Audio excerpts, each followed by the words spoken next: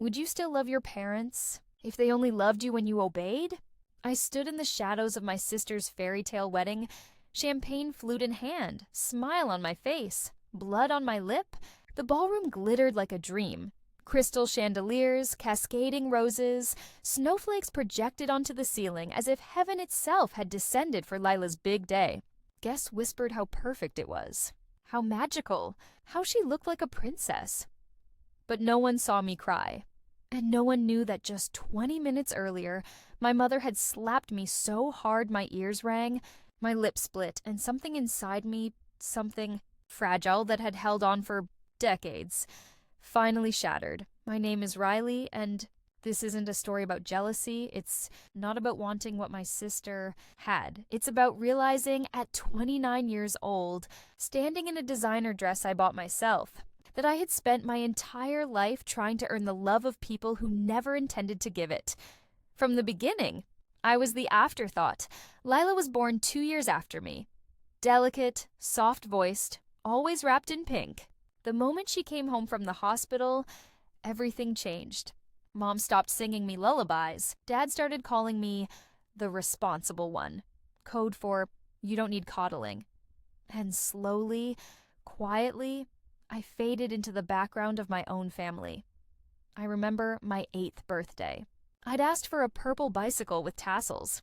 I drew a picture of it, saved $37 from allowance and lemonade stands. On the morning of my party, I woke up early, heart pounding, running to the driveway, and there was Lila riding my bike. Mom said, "Oh, honey, don't be selfish." Lila needed it more. Needed it more? She hadn't even asked for it, but that was the pattern. When I got straight A's, that's expected. When Lila passed her art class with a C, we're so proud. When I broke my arm falling off the monkey bars, walked home alone crying because Mom was at Lila's piano recital. When Lila skinned her knee, ambulance, ice packs, a week off school.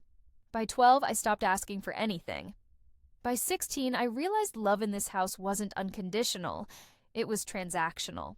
You got attention by being helpless, broken, or brilliant in a way that made them look good. I chose a different path. I became invisible on purpose.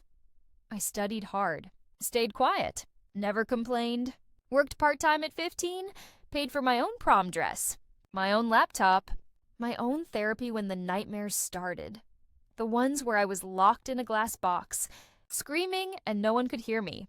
At 18, I left for college with 2 suitcases and $400. NYU accepted me, full ride, but only partial tuition. The rest? You'll figure it out, Dad said. Meanwhile, Lila got $60,000 for a gap year in Florence to find her artistic voice. I didn't resent her. I resented the lie that we were equals. That we had the same shot, so I fought waitress by day, tutor by night. Slept in library study rooms during winter break when dorms closed. Graduated top of my class, summa cum laude, and no one came to graduation. Not even a text. Years passed. I climbed. Real estate first, learned the game, played it better than anyone. Closed deals in record time, built a reputation. Then, quietly, I went back to school. Online law degree, nights and weekends. Passed the bar last year. Didn't tell a soul, because by then I didn't care about their approval. I cared about power, and I got it, in the form of a penthouse. Top floor of a luxury high-rise in Manhattan. Floor-to-ceiling windows. Private elevator. A view of the city that made you feel like you were floating above the world. I bought it with my own money. Every dollar earned, taxed, saved, invested. No loans, no co-signers, no help. Closing day, I sat on the bare floor, ate takeout sushi, and cried harder than I ever did on my birthday. Because for the first time in my life, I owned something that couldn't be taken away. Something no one could gift to someone else. Something that was mine simply because I said so. That apartment wasn't just a home, it was proof.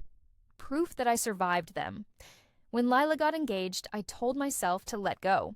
Maybe they've changed. Maybe this wedding would be different. So I helped plan. Paid for the bachelorette weekend in the Hamptons. Gave her my grandmother's pearls. The only heirloom I'd ever been given. Wore a navy dress to the rehearsal dinner and smiled through every toast. And then, 2 days before the wedding, Mom called. "Riley, Can you come over?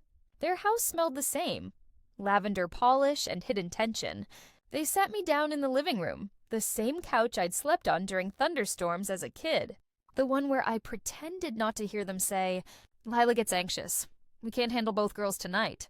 Dad cleared his throat. "We've been talking, and we think it would mean a lot to Lila if you gave her your penthouse. As a wedding gift." Silence. I thought I misheard. "You want me to hand over my home? As a gift?" Mom leaned forward. "It's so close to the city. Perfect for a young couple. And you?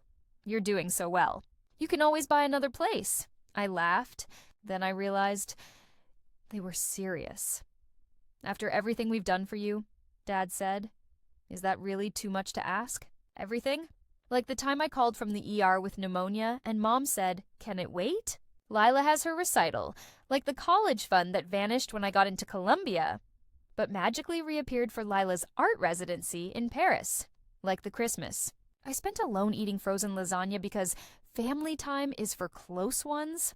I stood up, voice calm, eyes dry. No, Mom flinched like I'd stabbed her. "You're ungrateful," she whispered. "Cold.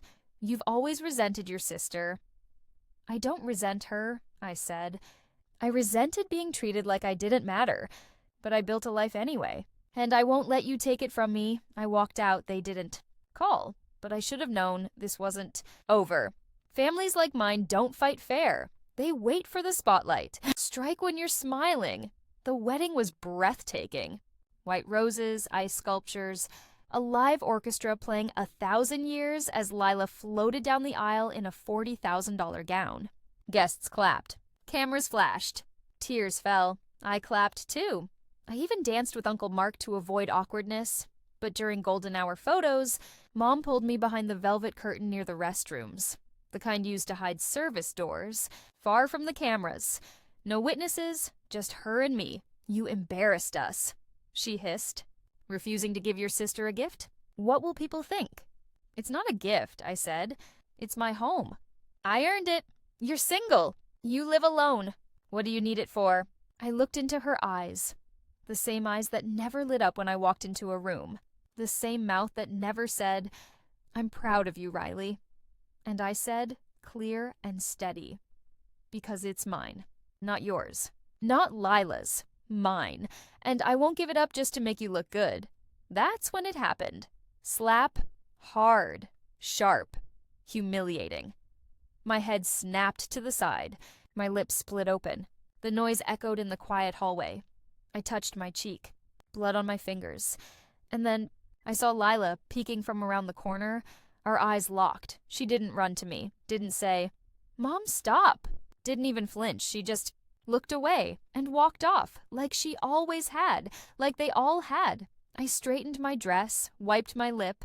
Then I looked at my mother, really looked at her, and whispered, so quietly only she could hear, "You just lost your daughter today." No scream, no tears, just silence. And a decision. I didn't go home. I went to my office, pulled out files, made calls, because while they were dancing, I remembered something. I wasn't just a daughter. I was also a lawyer. Yes. After real estate, I went to law school at night. Passed the bar last year. Didn't tell them. Why would I? And I knew things about trusts, about inheritance, about the secret will Dad signed 2 years ago, the one where he left me the Nantucket beach house, because Lila would just ruin it. He made me promise not to tell. I kept that promise. Until now, I had evidence, texts, voice messages, even a recording of Lila saying, "I wish Riley would just disappear. She makes everything so tense, saved, encrypted, backed up." And then there was the money. $200,000 missing from Dad's retirement fund, officially lost in bad investments, unofficially transferred to Lila's account for her art business that never sold a single painting. I had bank statements, wire confirmations, emails, and I had power, because revenge doesn't have to be loud. Sometimes it starts with a single email to their accountant, to their financial advisor, to the IRS. They wanted a gift? Fine, I'd give them one. Starting Monday, their world would begin to crack. one document at a time. Because the quiet ones, we don't break, we plan, and when we strike, it's not with rage, it's with precision, with patience, with truth. They thought I was the obedient daughter, the one who would eventually cave, the one who would trade her. Peace for their approval, but they forgot one thing. The girl who learned to survive alone doesn't need forgiveness, she needs justice. 2 days after my sister's wedding, I sat alone in my penthouse at 3:07 a.m., rain tapping gently against the floor-to-ceiling windows, the city lights blurred by droplets. My lip had healed. The red mark from Mom's slap was gone, but the wound beneath, that still pulsed with every breath. I opened my laptop, not to cry, not to escape, but to end it. After years of silence, of swallowing pain like medicine, of pretending I didn't care when they handed everything to Lila, I was done playing dead just to keep the peace. And so, I pressed send on an email that would shatter their world, not to one person, but to all 200 guests who had clapped for Lila's fairy tale moment. The same people who stood by, while my mother slapped me behind a velvet curtain. Too cowardly to speak up, too invested in the illusion to care about the truth. The subject line? You were invited to a wedding. You deserve to know the truth. Attached, a 12-page document titled, The Cost of My Silence. No rants, no insults, just cold, undeniable facts. The kind that don't scream, but echo bank records showing how $200,000 vanished from Dad's retirement fund, officially lost in bad investments, but unofficially transferred in 3 installments to Lila's personal account under the label Creative Development Grant, screenshots of texts between my parents, late-night messages where Mom wrote, "We can't let Riley keep that penthouse. It should go to Lila. She's starting a family." Dad replied, "Riley doesn't need it. She's cold. She'll survive." Audio clips, recorded legally during our phone calls, of Mom saying, "I wish she'd just give it up and stop making everything about her," and Lila laughing. I mean, what does Riley even need a view of the city for? She doesn't have anyone to share it with. Then came the bomb, a scanned copy of the second will Dad signed 2 years ago. One he never told anyone about except me, leaving me the Nantucket beach house outright, with a handwritten note at the bottom, "To my daughter Riley, who actually listens." The others only take. And finally, a timeline from age 6 to 29. Every birthday forgotten, every achievement ignored, every time I was called selfish for setting a boundary. Every time Lila got what I earned, I didn't beg for sympathy. I didn't call them monsters. I simply wrote, "You were invited to celebrate love, but you were also part of a performance, one built on silence, favoritism, and the quiet erasure of a daughter who was never seen." I stayed silent for 29 years because I thought love required sacrifice. Now I know love should never cost your dignity, so I'm not asking for forgiveness. I'm giving you the truth. I hit send, and then I closed my laptop. No music, no tears, just silence and the strange, hollow feeling of letting go. By sunrise, the first text came. Aunt Carol. "Riley, I had no idea. I always thought you were just distant." Then Uncle Mark. "They told us you were ungrateful, that you resented Lila. I defended you, but I didn't know the full story." Then a message from Lila's fiance's mother. "My son feels sick. He didn't know his wife was living off stolen money. He's asking for separation papers." By noon, 3 major donors pulled out of the honeymoon fund. By evening, a reporter from the New York Chronicle reached out. By Friday, it was trending. Family secrets. Sister betrayal. Rich parents, poor daughter. Penthouse scandal photos of me surfaced. Not from the wedding, but from real estate events, law school graduation, charity galas. People started digging, and what they found? A woman who built everything herself while her family painted her as cold, ungrateful, heartless. The backlash was immediate. Guests posted screenshots of the email. Friends shared their own stories of being the forgotten child. Therapists weighed in on generational emotional abuse. Lawyers debated the ethics of inheritance, manipulation, and then the IRS. An agent contacted me through secure channels. Turns out, transferring $200,000 as an unreported gift violates federal tax law. Gifts over $15,000 must be declared. These weren't, and since they were disguised as business loans with zero repayment or business activity, that's fraud. Within weeks, Dad was under investigation. His financial advisor dropped him. His accountant refused to file next year's taxes until the audit cleared, and worst of all, the country club suspended his membership. Yes, that mattered more to him than anything. Else Lila's art brand was audited too. Turned out she never sold a single painting, no website analytics, no invoices, no customers, just Instagram posts of her sipping wine in Paris with captions like "inspired by Monet." Her husband confronted her, found out she never intended to work, just live off handouts. Funded by my father's stolen retirement, they separated within a month. And Mom? She stopped answering calls from relatives, refused to leave the house, told neighbors I had ruined the family name, as if the name wasn't already stained. But the most painful moment came not from them. It came from me. One night, scrolling through old photos, I found a video from when I was 9. Me standing in the backyard, holding a science project, a volcano I'd made myself. I was so proud. I ran inside yelling, "Mom! Dad, look what I did!" Camera shakes, Lila walks into frame, holding a crayon drawing. Mom coos. "Oh, honey, this is beautiful. We'll hang it right here." Dad lifts her up. My little artist. The camera pans to me, still holding the volcano, smile fading. No one says a word. And then the video ends. I watched it 7 times. And for the first time since the slap, I cried.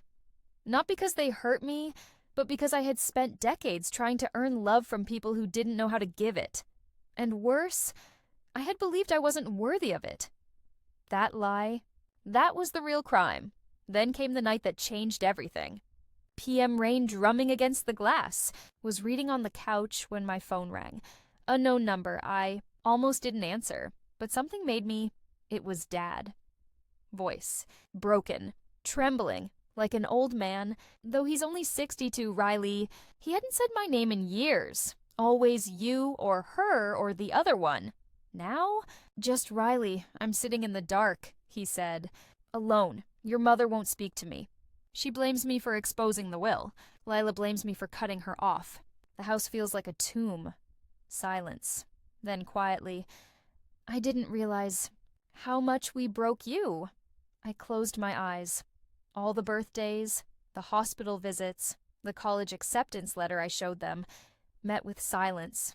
The time I graduated law school online, emailed them the certificate, and got back a forwarded meme about kids today thinking degrees matter. And yet, I didn't feel rage. I didn't feel triumph. I felt sadness. For him, for all of us. We didn't break me, Dad, I said softly. You just failed to see me. And when I finally did something for myself, you tried to take it. Not because you needed it, but because you couldn't stand that I had something you couldn't control. I'm sorry, he whispered. I really am. I thought we were preparing you to be strong, and you prepared Lila to be helpless, I said. One of us was taught to survive. The other was taught to depend. That's not parenting. That's manipulation. Long pause. Then I said, I forgive you. His breath caught. But I won't forget. And I won't come back unless things change. Truly change. No guilt trips. No after everything we've done for you. No using emotion as a weapon. If you want a relationship, you start from 0. On my terms, he cried. And I let him, because healing isn't about erasing pain, it's about surviving it and choosing what comes next. 6 months later, I received a letter, handwritten. No envelope from a lawyer, no assistant. Typing, just blue ink on plain paper. From, Dad, I sold the country club membership. I started therapy. Lila is in counseling too. She's facing reality now. Your mother hasn't spoken to me since the article, but I don't care. I miss you. If you ever want to meet, coffee, no pressure, I'll be at the little diner on 5th and Maple, Tuesdays, 10 a.m. I'll wait, even if it takes years. I read it 3 times. Then I folded it carefully, placed it in a drawer. Not because I wasn't ready, but because I finally had the power to decide. And that was the real victory. Today, I still live in the penthouse, but it's not just mine anymore. I turned the guest room into a non-profit office. The Riley Grant, funding education, therapy, and housing for girls from emotionally abusive homes. Kids labeled difficult because they dared to speak up. Teens kicked out for disrespect after setting boundaries. One of them wrote me last week, "You prove that quiet girls aren't weak. We're just waiting for our turn to speak." Tears filled my eyes because I wasn't just rebuilding my life, I was rewriting the story. The girl who was told she wasn't enough, she became the woman who said enough and changed everything. Sometimes people ask me, was it worth it? Losing family, being called heartless, watching my parents fall apart? Yes, because the alternative was staying silent, staying small, letting them define my worth, and I'd rather stand alone in my truth than kneel in their illusion. Was I wrong? Or did they leave me no choice? If you've ever been silenced by your family, if you've ever given and gotten nothing back, if you've ever been called selfish for protecting your peace, know this: you are not broken, you are becoming, and sometimes revenge isn't fire. Sometimes it's rising, higher, stronger, alone, but unshakable. Because the most powerful thing a woman can do is stop begging for a seat at a table that was never meant for her, and build her own with a view